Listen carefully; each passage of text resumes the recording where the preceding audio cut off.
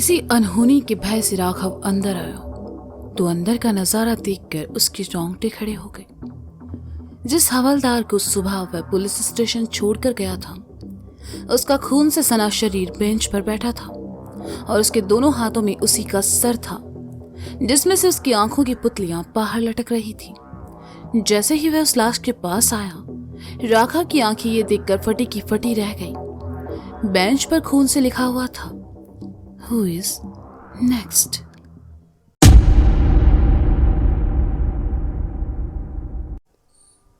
शालिनी को अब इस डर की आदत हो चुकी थी। उसने सपने में जिस लड़के को देखा था, शालिनी उसे नहीं जानती थी, लेकिन वह उसे बचाना चाहती थी। शायद उसे बचाकर वह सच्चाई का पता लगा सके। सुबह होते ही शालिनी पुलिस स्टेशन पहुंची। राघव उसे वहीं मिल गया। शालिनी उसके पास आई और कहने लगी, सर सर उसे बचा लीजिए, वो उसे मार देगी सर। मैंने कल रात फिर किसी की मौत देखी है। राघव कुछ कह पाता इससे पहले ही उसका फोन बजा। राघव ने साथ वाले इंस्पेक्टर जतिन से फोन उठाने को कहा। फोन उठाते ही जतिन के चेहरे के भाव बदल गए और उसने फोन राघव की ओर बढ़ाकर कहा, सर, रेलवे स्टेशन के बगल वाले कमरे में किसी लड़के की लाश मिली है। व्हाट? कहते हुए राघव ने फोन कान से लगाया। उधर से किसी ने कुछ कहा और राघव ने फोन रखते हुए जतिन से कहा, शहर में ये क्राइम बढ़ता ही जा रहा है। अब तक ऐसे 3 केस सामने आ चुके हैं। जतिन, गाड़ी निकालो, हमें स्टेशन पहुंचना है। राघव ने एक नजर शालिनी को देखा और जैसे ही आगे बढ़ा, शालिनी ने अपनी सर्द आवाज में कहा, उस लड़के की मौत सांस रोकने से हुई है। किसी ने उसके मुंह में शराब की बोतल फंसा दी और दम घुटने की वजह से वो मर गया। राघव ने जैसे ही सुना, पलटकर हैरानी से शालिनी को देखा। शालिनी उसके पास आई और कहा, फोन पर किसी ने आपसे यही कहा है ना? तुम्हें ये सब कैसे पता? राघव ने कहा, कल से मैं आपको यही समझाने की कोशिश कर रही हूं सर। इन सब मौतों को मैं अपने सपने में पहले ही देख चुकी हूं और ये यही नहीं रुकने वाला है। शालिनी ने कहा तो राघव सोच में पड़ गया। वह शालिनी पर यकीन करे या ना करे, उसे खामोश देखकर शालिनी ने गुस्से से कहा, आप लोग मेरा यकीन क्यों नहीं कर रहे? वो कोई रूह है जो मुझे सब करवा रही है। ये सब मर्डर मैंने अपने सपने में देखे हैं और कातिल कोई और नहीं बल्कि मैं खुद हूं। मेरा यकीन करो, मेरे साथ ये सब क्यों हो रहा है मुझे जानना है। मुझे जानना है कि वो मुझसे क्या चाहती है। शालिनी कहकर रोने लगी। राघव से उसका रोना देखा नहीं गया, लेकिन वह शालिनी को इन सब में फंसाना भी नहीं चाहता था। राघव ने शालिनी के पास आकर कहा, अगर यही सच है तो ठीक है, हवालदार, बंद कर दो इसे हवालात में। यहां से बाहर तुम जा नहीं पाओगी और ना ही किसी का खून कर पाओगी। मैं भी जानना चाहता हूं कि आखिर ये राज क्या है। राघव के कहने पर हवलदार ने उसे हवालात में बंद कर दिया। शालिनी को लगा कि यहाँ वह सेफ है। वह एक कोने में दुबक कर बैठ गई। राघव वहां से निकल जाता है। रास्ते भर वह शालिनी के बारे में ही सोचता रहता है। कहीं ना कहीं शालिनी की बातों में उसे सच्चाई नजर आ रही थी। रेलवे स्टेशन आकर राघव ने छानबीन शुरू कर दी, लेकिन उसे कोई भी सबूत नहीं मिला। बॉडी को पोस्टमार्टम के लिए भिजवा दिया गया। कमिश्नर ने सबके लिए मीटिंग रखी और शहर में हो रही इन हत्याओं के बारे में चर्चा की, लेकिन पुलिस के पास ना तो कोई सबूत था, ना ही उस केस में कोई वजह। साथ ही इन तीनों हत्याओं का आपस में कोई कनेक्शन नजर नहीं आ रहा था।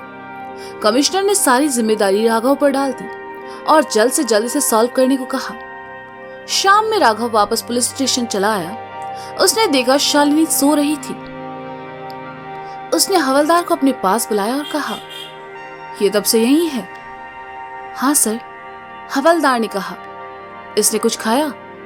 राघव ने सोई हुई शालिनी को देखकर कहा, नहीं सर, खाना दिया लेकिन इसने मना कर दिया। कहा इसे आपसे बात करनी है, लेकिन आप अब आए हैं और ये सो गई, हवलदार ने कहा। राघव ने हवलदार से कहकर शालिनी को अपने कैबिन में लाने को कहा, साथ में चाय और बिस्किट भी। शालिनी राघव के कैबिन में आई। उस वक्त राघव अकेला था। उसने शालिनी को अपने सामने खाली पड़ी कुर्सी पर बैठने को कहा। शालिनी बैठ गई राघव ने शालिनी से सब शुरू से बताने को कहा। शालिनी ने ऑफिस के पहले दिन से लेकर अब तक जो कुछ भी उसके साथ घटा सब राघव को बता दिया। इस बीच राघव के चेहरे पर कई भाव आए और गए। सारी बातें बताने के बाद शालिनी ने कहा, मैंने जो कुछ भी कहा है वो सब सच है सर। पिछले 1 हफ्ते से मैं इस डर में जी रही हूँ। मैं जिंदा रहूंगी भी या नहीं ये मैं नहीं जानती, लेकिन मरने से पहले मैं सच जानना चाहती हूँ। शालिनी की आंखों में आंसू देखकर राघव का कठोर दिल भी पिघल गया। उसने शालिनी के हाथ पर अपना हाथ रखा और कहा, डोंट वरी, पुलिस आपके साथ है। हवलदार चाय बिस्किट रखकर चला गया। राघव ने शालिनी को खाने के लिए कहा। शालिनी ने बिस्किट नहीं खाए, बस चाय पी, और तब तक राघव उसके चेहरे पर आते जाते भावों को देखता रहा। उसने जतिन से कहकर शालिनी को घर छुड़वा दिया और खुद पुलिस स्टेशन में बैठकर इन तीनों हत्याओं के बारे में शुरू से स्टडी करने लगा। सुबह के 4 बजे राघव अपने घर चला गया। सुबह 10 बजे जब राघव आया तो उसने देखा सारा स्टाफ बाहर खड़ा है। किसी अनहोनी के भय से राघव अंदर आया तो अंदर का नजारा देखकर उसके रोंगटे खड़े हो गए। जिस हवलदार को सुबह वह पुलिस स्टेशन छोड़कर गया था, उसका खून से सना शरीर बेंच पर बैठा था और उसके दोनों हाथों में उसी का सर था, जिसमें से उसकी आंखों की पुतलियां बाहर लटक रही थी। जैसे ही वह उस लाश के पास आया, राघव की आंखें ये देखकर फटी की फटी रह गई। बेंच पर खून से लिखा था, हु इज नेक्स्ट। राघव का सर घूमने लगा। वह बाहर आया और उसने जतिन से हवलदार की बॉडी को हॉस्पिटल भेजने को कहा और खुद अकेले ही जीप लेकर वहां से निकल गया। शालिनी, क्या हो गया है? तुम क्यों ऐसी बहकी बहकी बातें कर रही हो? अश्विनी ने रोती हुई शालिनी को समझाते हुए कहा। अश्विनी, यहाँ कुछ तो है जो मुझसे जुड़ा है, शालिनी ने रोते हुए कहा। शालिनी, तुम्हारा दिमाग खराब हो गया है। ओवर थिंकिंग कर करके तुमने अपने आसपास एक अलग ही दुनिया बना ली है, अश्विनी ने उसे डांटते हुए कहा। ऐसा नहीं है अश्विनी, मैं सच कह रही हूँ। वो डर मैंने महसूस किया है। ये देखो, मेरे सर पर चोट का निशान, ये उसी रात मेरे सर पर लगा था। उस रात ने मुझे मारा है, शालिनी ने कहा। Shalini, enough is enough. बहुत सुन ली मैंने तुम्हारी बकवास। पागलों जैसे बिहेव करना बंद करो, अश्विनी ने उसे झकझोरकर कहा। हाँ, हो गई हूं मैं पागल। रोज रोज मैं जिस नर्क से गुजर रही हूं उसका अंदाजा नहीं है तुम्हें, शालिनी दर्द और गुस्से में चिल्ला उठी। तो अश्विनी उसके पास आया और कहा, तुम चलो यहाँ से, मेरे साथ चलो। तुम्हारे घर छोड़कर आता हूं मैं तुम्हें अब यहाँ रहने की कोई जरूरत नहीं है। हाँ अश्विनी, मैंने भी इससे यही कहा है कि यहाँ से चलते हैं, क्योंकि यहाँ रहकर पता नहीं क्या क्या सोचती रहती है, निधि ने कहा, जो कि काफी देर से उन दोनों की बहस सुन रही थी। शालिनी को छोड़कर अश्विनी निधि के पास आया और कहा, निधि, तुम बताओ, क्या तुमने कुछ अजीब देखा यहाँ? नहीं, मैंने तो कुछ भी नहीं देखा। इनफैक्ट शालिनी ही हर रोज अपने दिमाग में नई नई कहानियां बनाकर मुझे सुनाती है, निधि ने कहा। तो शालिनी उसके पास आई और कहा, ये क्या कर रही हो तुम? तुम्हारे सामने पंडित जी ने कहा था कि इस घर में आत्मा है, और तुम्हारा हाथ भी तो काटा था उस दिन उसी आत्मा ने। दिखाओ अपना हाथ, मैंने तुम्हारे हाथ पर पट्टी बांधी थी। निधि ने अपने दोनों हाथ आगे कर दिए। उन पर कोई चोट का निशान नहीं था, ना ही कोई पट्टी थी। ये देखकर शालिनी हैरान थी।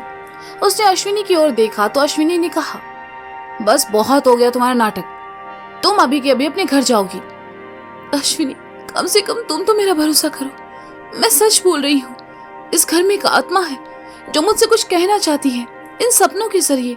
अब तक 3 मौतें हो चुकी है और 4थी मौत होने वाली है, शालिनी ने डरी हुई आवाज में कहा। होने वाली है नहीं, हो चुकी है, दरवाजे से अंदर आते हुए इंस्पेक्टर राघव ने कहा। उन्हें वहां देखकर शालिनी उनके पास आई और कहने लगी, सर आप तो मुझ पर भरोसा करते हैं ना? सर, कल रात मेरे सपने में किसी पुलिस वाले की मौत हुई है। सर, मैंने अपने ही हाथों से उसका सर धड़ से अलग कर। सर, शालिनी अपना चेहरा अपने हाथों में छुपाकर रोने लगी।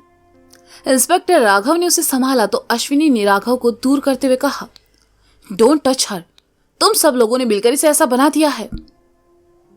आप कौन है? राघव ने अश्विनी से पूछा। अश्विनी मेहरा, शालिनी का बॉयफ्रेंड। देखो इंस्पेक्टर, शालिनी बीमार है और डॉक्टर आशुतोष उसका इलाज भी कर रहे हैं, अश्विनी ने कहा। डॉक्टर आशुतोष का कुछ दिन पहले ही उनके क्लिनिक में मर्डर हो चुका है, राघव ने कहा। व्हाट? लेकिन कैसे?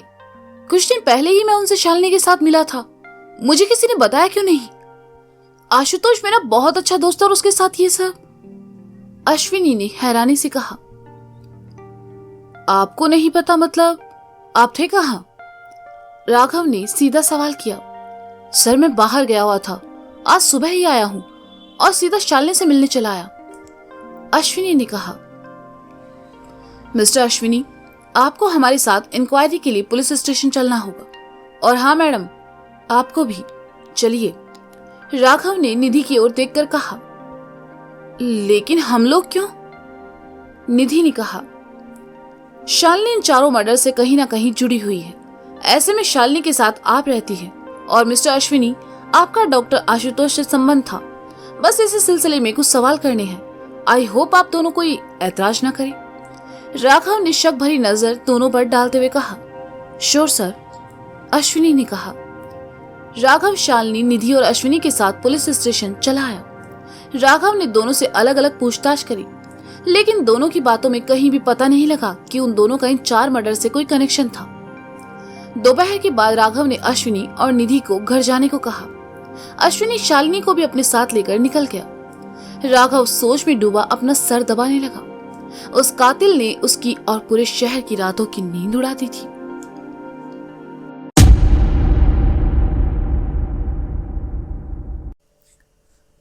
कहानी जारी रहेगी, तब तक बने रहिए मेरे साथ हु इज नेक्स्ट में।